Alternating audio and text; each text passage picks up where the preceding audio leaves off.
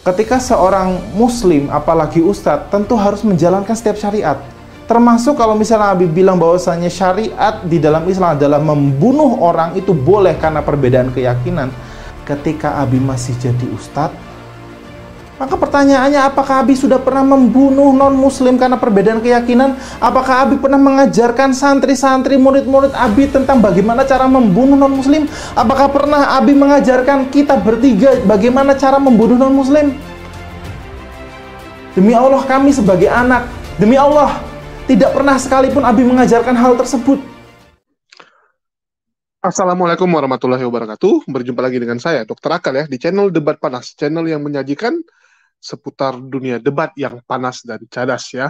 Dan di kesempatan kali ini kita akan membahas tentang anaknya Saifuddin Ibrahim, anaknya pendeta Saifuddin, yaitu Saddam Hussein ya. Jadi aksi Saddam Hussein ini menjelaskan kepada kita bahwa bapaknya dulu saat masih menjadi seorang muslim ya, saat menjadi seorang guru di pesantren-pesantren, ternyata mengajarkan untuk menghormati orang lain dan untuk tidak membunuh orang lain. Padahal pendeta Saifuddin kowar-kowar mengatakan bahwa ajaran Islam itu mengajarkan untuk membunuh, mengajarkan untuk menebas leher umat non-muslim atau kafir ya, atau yang dia sebut sebagai Yahudi dan orang Kristen. Tetapi ternyata Saifuddin selama ini mengajarkan hal yang berbeda. Ya, kenapa bisa berbeda? Kenapa Saifuddin tidak mengajarkan hal tersebut? Mengajarkan kepada anaknya untuk mau membunuh orang-orang kafir? Ya, ini satu hal yang bertolak belakang dengan pernyataan Saifuddin yang selama ini mengatakan umat Islam itu diajarkan seperti itu. Apakah ini menandakan Saifuddin dulu bukanlah seorang muslim yang taat?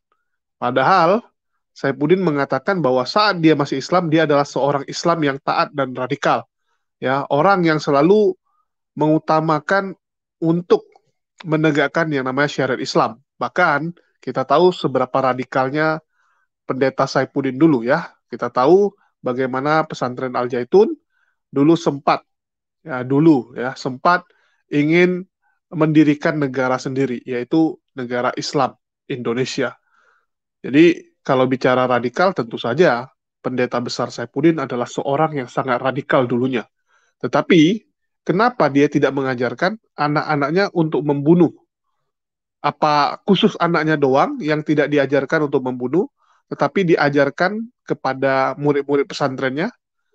Kita dengar dulu lah pernyataan dari anak pendeta besar Saifuddin tentang bagaimana kelakuan bapaknya dulu saat mengajar di pesantren Al Zaitun. Selamat menyaksikan. Bismillahirrahmanirrahim. Assalamualaikum warahmatullahi wabarakatuh. Segala puji syukur hanya kepada Allah Subhanahu wa Ta'ala. Salawat hanya kepada Nabiullah Muhammad sallallahu alaihi wasallam. Saudara-saudaraku yang dicintai Allah Subhanahu wa Ta'ala, dan juga saudara-saudaraku yang setanah air.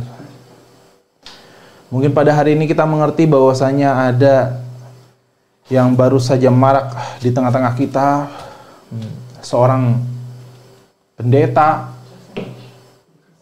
mencoba untuk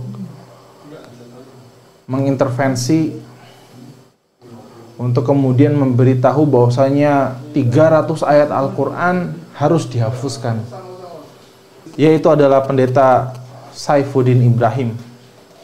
Dan yang kebetulan beliau adalah ayah kandung dari saya. Pendeta Saifuddin Ibrahim dahulu adalah seorang mantan ustadz. Beliau mengajar di sebuah pesantren Al Zaitun. Pun kami bertiga, saya bertiga saudara, ada kakak dan adik, termasuk saya pun pernah menimba ilmu di pesantren tersebut. Lantas berkaitan dengan tuduhan-tuduhan Abi, Pak Pendeta Saifuddin Ibrahim, yang mengatakan hal tersebut, maka kami perlu kemudian bertanya kepada Abi. Kita meyakini bahwasanya setiap muslim yang lahir memiliki kewajiban untuk kemudian memeluk Islam secara kafah. Udkhulu fis silmi kafah, masuklah Islam secara keseluruhan. Artinya pun setiap inci daripada kehidupan harus berdasarkan syariat Islam. Apalagi seorang ustadz.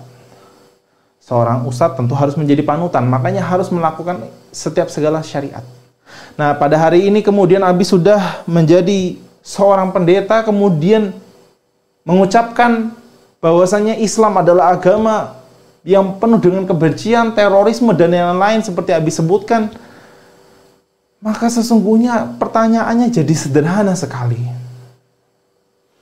Ketika seorang muslim, apalagi ustadz, tentu harus menjalankan setiap syariat. Termasuk kalau misalnya Abi bilang bahwasanya syariat di dalam Islam adalah membunuh orang, itu boleh karena perbedaan keyakinan.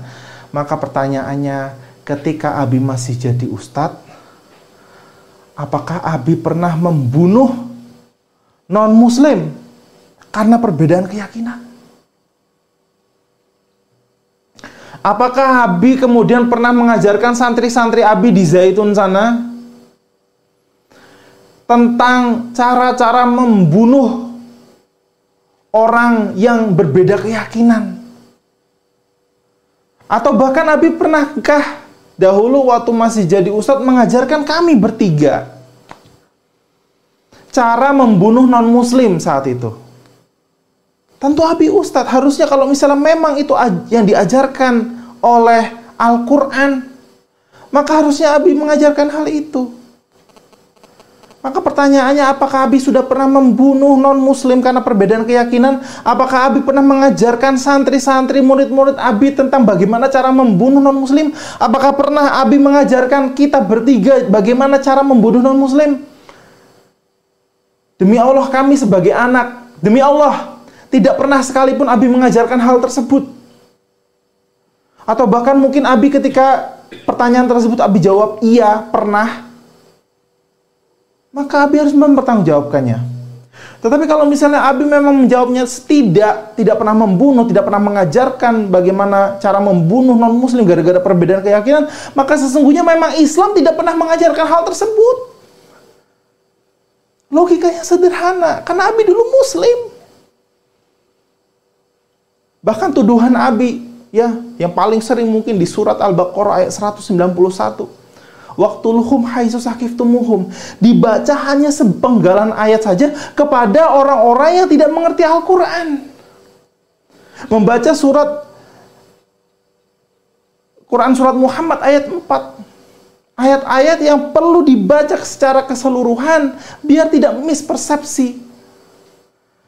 Maka kalau misalnya dibacakan secara keseluruhan, itu bahwasanya diperdengarkan, maka sesungguhnya tidak ada persepsi yang salah di dalam ayat tersebut. Bahkan di dalam surat Al-Baqarah ayat 190 disebutkan, dan perangilah di jalan Allah orang-orang yang memerangi kamu. Artinya, tadi ayat ya, Al-Baqarah ayat 190, dan perangilah di jalan Allah orang-orang yang memerangi kamu. Logika yang sangat sederhana. Artinya umat muslim tidak boleh sekalipun memerangi suatu kaum kecuali diperangi. Mudah sekali untuk dicerna. Kenapa kemudian Abi tidak membacakan? Dan bahkan di lanjutan ayat tersebut diterjemahkan bahwasanya bertuliskan, dan janganlah kamu melampaui batas. Perang yang kemudian diselenggarakan umat Islam terdahulu adalah perang-perang yang tidak kemudian melewati batas. Tidak boleh menghancurkan gedung-gedung. Tidak boleh kemudian membunuh seorang ibu yang melahirkan, menyusui, yang memiliki anak-anak tidak boleh dibunuh. Karena memang tidak ada urusannya. Nah, pada hari ini kemudian Abi membenturkan penggalan-penggalan ayat tanpa pertanggungjawaban kepada orang-orang yang tidak memahami ayat Al-Quran. Maka kami mengajak kepada Abi untuk menyudahi. Apabila kemudian Abi masuk Kristen, berpindah agama, kami memang sedih. Tetapi secara hukum ini adalah hak Abi, maka silahkan pilih.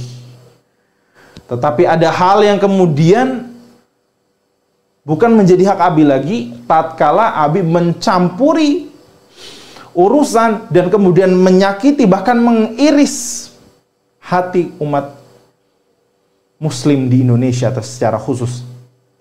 Oleh karena itu, kami menyampaikan sebagai anak untuk Abi segera menghentikan segala upaya untuk kemudian menghancurkan keutuhan dan ketentraman yang ada di Indonesia. Dahulu Indonesia terbentuk oleh karena keringat kucuran darah oleh para pejuang yang kemudian mereka sangat taat kepada Allah Subhanahu wa taala, juga pun para pejuang yang lain. Apabila kemudian orang hari ini menyatakan kemudian membuat kegaduhan seperti itu, maka sesungguhnya yang dilakukan adalah pengkhianatan kepada orang-orang terdahulu. Sekian dari kami, anak-anakmu Abi. Semoga Abi segera diberikan oleh Allah Subhanahu wa taala kemudahan untuk menemukan akidah. Ya, teman-teman sudah dengar ya bagaimana Saddam Hussein mengatakan, ya, memberikan klarifikasi bahwa ayahnya dulu tidak mengajarkan untuk membunuh. Aneh sekali. Kenapa Abi tidak mengajarkan hal tersebut? Bukankah Abi mengatakan seorang muslim wajib melakukannya? Ini kan bertentangan dengan apa yang Abi katakan sekarang. Kontradiktif. Sama seperti isi yang ada di Alkitab yang banyak kita temukan kontradiktifnya. Apakah memang orang kalau sudah jadi oten itu suka melakukan hal tersebut, suka melakukan kontradiktif punya pernyataan. Hari ini ngomong A, besok ngomong B, besok lagi ngomong C. Tidak pernah konsisten dengan apa yang dia ucapkan. Apakah memang seperti itu Abi? Ya. Ini sangat aneh kalau kita bilang sebagai pernyataan dari seorang pendeta besar. Masa pendeta besar tidak bisa dipegang omongannya? Tetapi kita tahulah bagaimana pendeta besar Saifuddin ini memang selalu tidak konsisten dengan apa yang diucapkan. Hari ini ngomong A, besok ngomong B, besok lagi bisa ngomong C. Selalu berubah-ubah, ya, nggak pernah bisa kita pegang. Dan ya inilah seorang pendeta yang dipuja-puji oleh para oten-oten, bahkan disebut sebagai rasul akhir zaman. Apakah memang kelakuan orang kalau mau jadi rasul di kekristenan itu seperti itu? Ya, di kekristenan ya, di tempat lain nggak seperti itu. Apakah memang harus seperti dulu? Menjadi orang yang tidak bisa dipercaya bahkan oleh keluarganya sendiri? Atau Saifuddin Ibrahim sedang melakukan yang seperti ada di Alkitab, yaitu Nabi ditolak oleh kampung halamannya sendiri. Ya, seorang Nabi itu ditolak di kampung halaman sendiri. Apakah Saifuddin sedang mempraktekkan hal tersebut? Sehingga dia harus ditolak oleh keluarganya sendiri, ya, kampung halamannya sendiri. Karena kita tahu Saifuddin ini sekarang menjadi orang yang sangat dibenci oleh warga Bima, kampungnya sendiri. Bahkan saya ragu ini ya, kalau Saifuddin meninggal, jasadnya mau diterima apa tidak untuk dikuburkan di kampung halamannya. Saya ragu ini. Karena orang seperti ini sudah membuat orang Bima itu benar-benar marah. Ya. Jadi saya bingung, sebagai seorang Muslim yang pernah taat ya, sudah berapa banyak orang yang ditebas lehernya oleh Saifuddin? Bukankah Anda selalu mengatakan bahwa Anda jago berantem, ya, Anda kuat secara fisik, tetapi kenapa belum ada satupun orang yang meninggal? Atau sebenarnya sudah banyak orang-orang yang ditebas lehernya dibunuh oleh Saifuddin, tapi ini belum dibocorkan, ya. Saifuddin belum mau ngaku karena takut juga gitu kan, takut image-nya jadi hancur kalau sampai orang tahu dia itu pembunuh. Tapi nggak masalah Pak Saifuddin, nggak masalah. Anda kan rasul akhir zaman, pengganti Paulus modern. Paulus juga dulu membunuh kok. Paulus sebelum ya menjadi oten, dia adalah pembunuh Pak. Dia membunuh banyak orang Kristen. Jadi nggak masalah kalau kamu mengakui bahwa dulu kamu juga seperti itu, biar makin mirip. Ya, biar makin mirip dengan Paulus, sejarahnya adalah pernah menjadi pembunuh, penyiksa. Jadi bagi pendeta Saifuddin, agar Anda makin mirip dengan Paulus, akui saja kalau Anda dulu pernah membunuh. Ya, akui saja kalau dulu tuh memang Anda suka menebas leher orang Kristen dan Yahudi. Ngaku aja, Pak. Bahkan tunjukkan aja di mana kuburan dari korban-korban Anda dulu, ya, sehingga Anda makin mirip dengan si Paulus itu. Makin mirip, makin keren. Ya, makin keren kan makin bagus untuk Anda juga.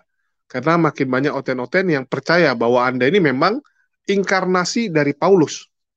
Ya. Anda ini memang Paulus yang terlahir kembali gitu kan, makin mirip. Jadi tolonglah Pak Saipudin akui saja di mana orang-orang yang sudah Anda bunuh dulu, Anda kuburkan di mana mayatnya atau Anda buang kemana mayatnya. Ya, coba Anda klarifikasi Pak, berapa banyak korbannya dan apa saja yang sudah Anda lakukan dulu saat masih menjadi seorang Muslim yang taat. Oke Pak Saipudin, kira-kira Anda tertarik untuk membongkar ini atau Anda hanya akan diam saja? Atau kita harus tunggu ada orang lain yang membongkar kalau Anda dulu memang seorang pembunuh. Oke, makasih buat teman-teman semua yang udah nyimak dan kita tunggu klarifikasi dari pendeta besar Saipudin Ibrahim ya. Makasih buat semuanya dan jangan lupa di like, subscribe dan share video-video dari channel kita agar kami bisa bahagia. Makasih buat semuanya. Di akhir kata saya ucapkan wassalamualaikum warahmatullahi wabarakatuh. Salam tobat.